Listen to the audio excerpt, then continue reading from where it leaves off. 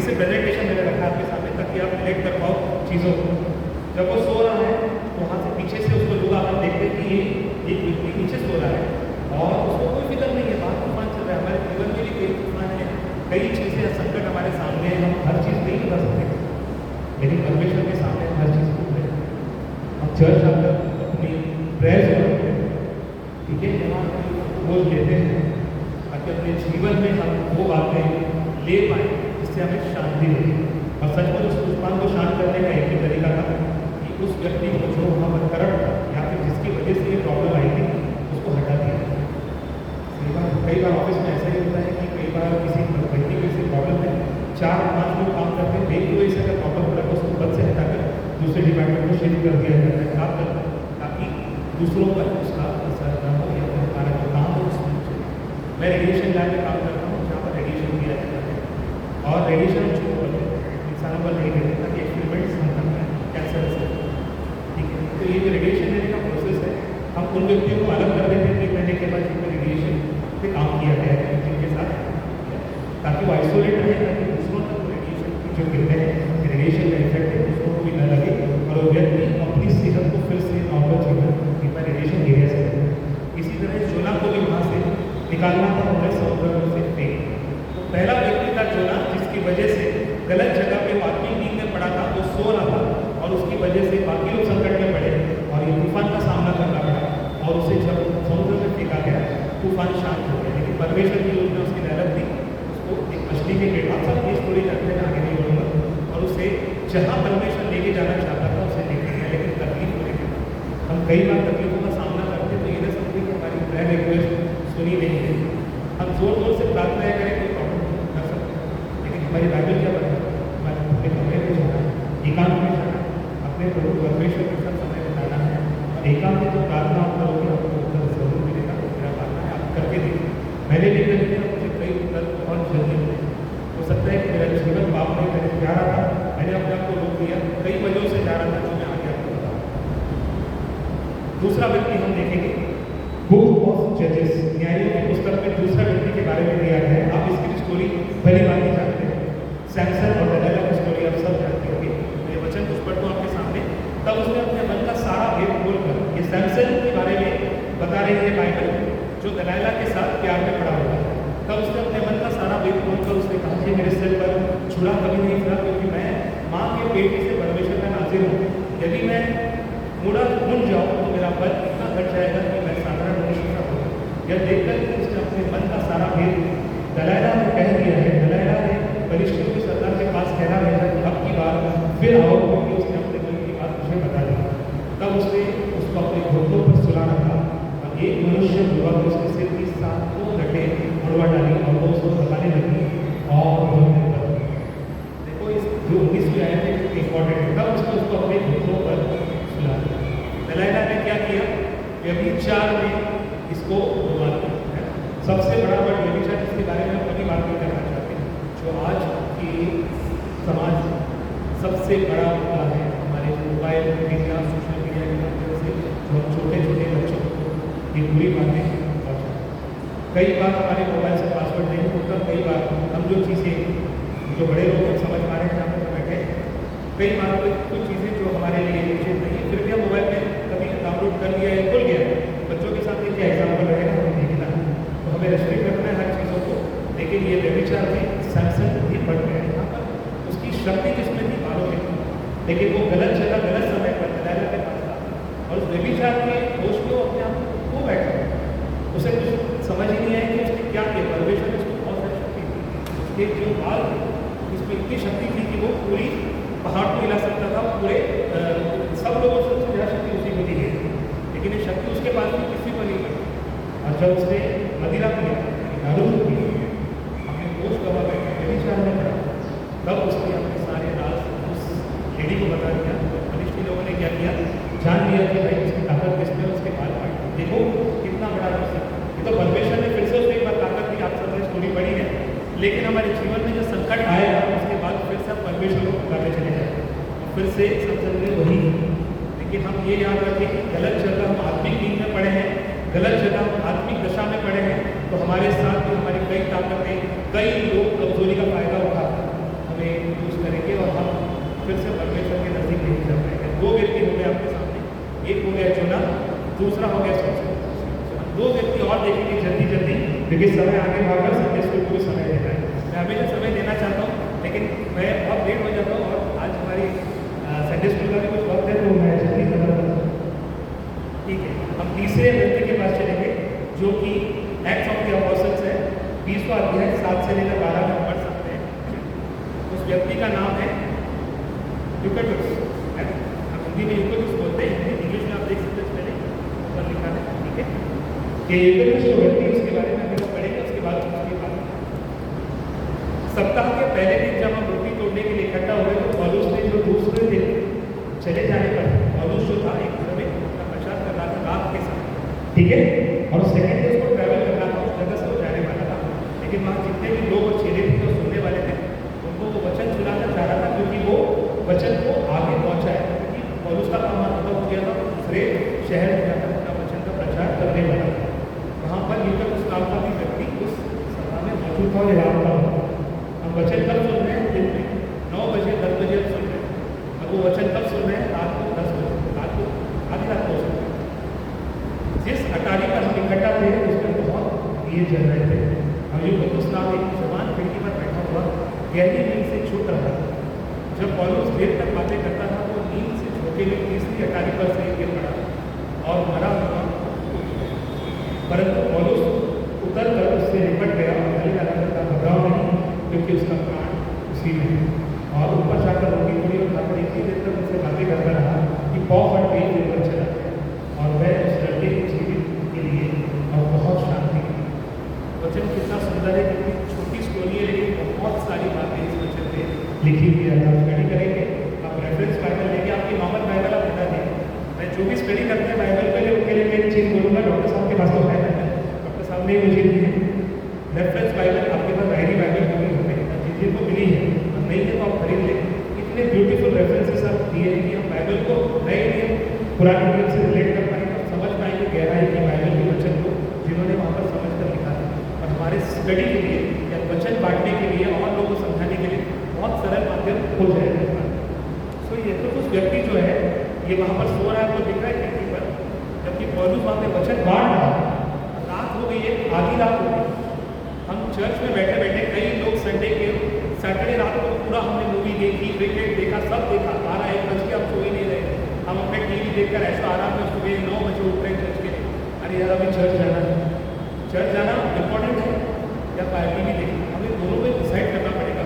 हम समय पर चलते हैं, मैं भी समय पर नहीं आ पाया आज, किसी वजह से मैं क्षमा चाहता हूँ, लेकिन समय पर आना हमें परमेश्वर के मन से जरूरी है। शादी ब्याह में जब काट देते हैं या बर्थडे पार्टी में काट देते हैं, केक कटने से पहले या शादी की वो फेरे हिंदू युग में, क्रिश्चियन के लिए जो क्रिश्चियन करते हैं, तो हम समय पर पहुँचने के लिए तत्पर रहते हैं, तैयार तो हो जाते हैं, लेकिन समय पर पहुँचे ताकि दुल्हा दुल्हन के जो हाथ की विधि या फिर जो भी हम फेरा लेते हैं, अंगूठी का एक्सचेंज, उससे पहले हम पहुँचे। समय से पहले पहुँचने का हर जगह में प्रावधान है, लेकिन परमेश्वर के भवन में हम समय से पहले क्यों नहीं पहुँच सकते?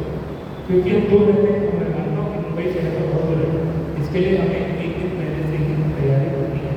हमें थोड़ा जल्दी सोना पड़ेगा, हमें अपने चर्च के लिए जो भी कपड़े पहनने हैं या जो भी तैयारी करनी है, पहले करनी, सुबह उठ के ताकि हम समय से निकल जाए और 8:30 तक पौने 9 के बीच में।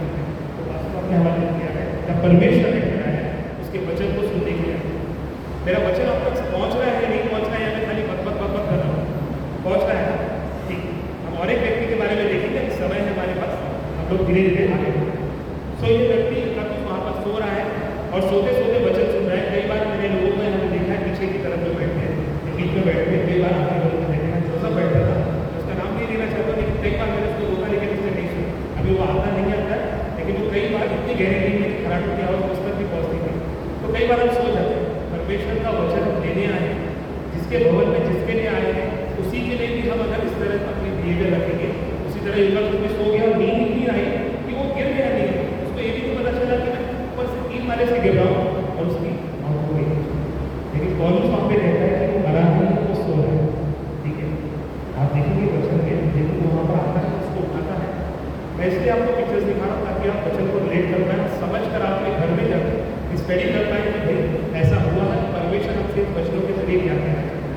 तो मेरा बोलना इतना ही है कि आप ही अपने परमेश्वर के वचन जागती आंखों से सुने, अपनी आत्मिक नींद को उड़ा दें, देखें, समझें, मतलब वचन को लेते हैं तो दूसरों को बांटें।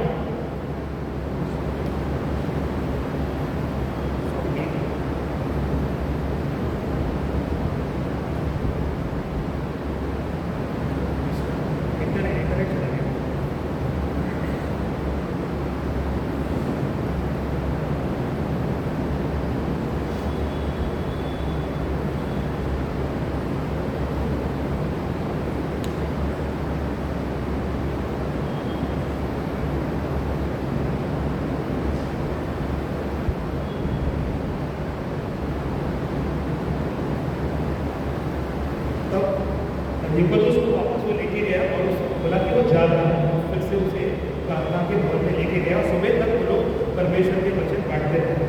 हम फुल नाइट प्रेयर यहाँ पर करते हैं, इसका एक ही मकसद है कि हम परमेश्वर के और करीब आ जाए, क्योंकि हम दिन में अपना काम नहीं करते हैं, क्योंकि हमारे पास प्रायोरिटी बहुत सारे काम हैं। ट्यूशन छोड़ते हैं, बच्चों को पढ़ाते हैं, खाना बनाते हैं, गृहिणी लोग घर संभालते हैं, ऑफिस में लोग जाते हैं ऑफिस का काम, लेकिन परमेश्वर के लिए क्या है, खाली एक समय निकाल के 15 मिनट में बाइबल पढ़ने चैप्टर बंद करके सो गए, इतना ही क्या परमेश्वर के साथ जुड़ने के लिए आने का समय नजदीक है। घर का दूल्हा कभी नहीं आता है, क्योंकि बच्चे जो मैंने पढ़ा उसमें उसका आने का समय निश्चित नहीं है, और अभी अगर आ गए तो कितने लोग तैयार हैं? जो भवन में बैठे हैं, मैं समझता हूँ कि सभी तैयार हैं, सभी ने परमेश्वर का वचन ध्यान से सुना है, उसे ग्रहण करके आगे लेके हम चौथे व्यक्ति की तरफ चलेंगे, फटाफट चलेंगे, 5 मिनट में पढ़ाएंगे। मत्ती की पुस्तक निकालेंगे 26वां अध्याय 36 से 40 तक 4 आए थे।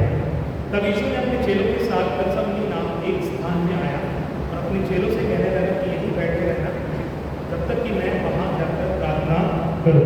और वह पतरस और जब्दी के दोनों पुत्रों के साथ ले गया और उदास और व्याकुल हो गया। तो उसने उनसे कहा, मेरा जी बहुत उदास है, जहाँ तक कि मेरे प्राण निकलना चाहते हैं, तुम यहीं ठहरो और मेरे साथ जागते रहो।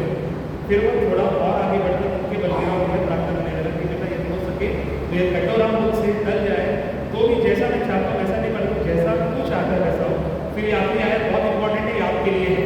फिर चेलों के पास जाकर उन्हें सोते पाया और पतरस से कहा, क्या तुम मेरे साथ एक घड़ी जाग न सके? क्या तुम मेरे साथ एक घड़ी भी जाग न सके? अब यहाँ पर कौन संकट में है? हमारा प्रभु यीशु, उसके साथ कौन? चेले हैं। देखो वहाँ पर चेले सो रहे हैं, प्रभु यीशु का व्याकुल होकर प्रार्थना कर रहा है और पतरस और कई चेले जो है वहाँ पर।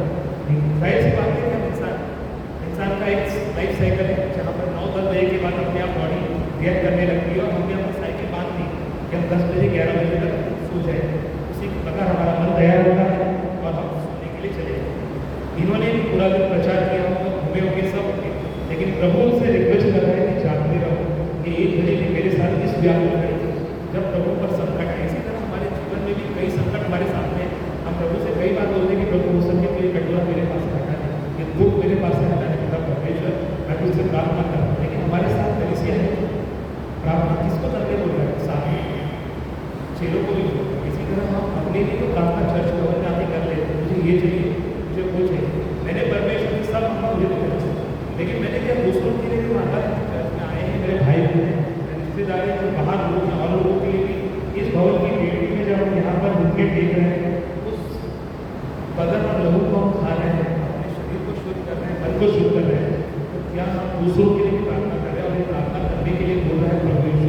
जब व्याकुल हो रहा है, उस घड़ी में जब फंसा हुआ है, उसी तरह हम भी फंसे तो औरों के साथ मिलकर सबों के लिए प्रार्थना करें, न कि अपने इंडिविजुअल।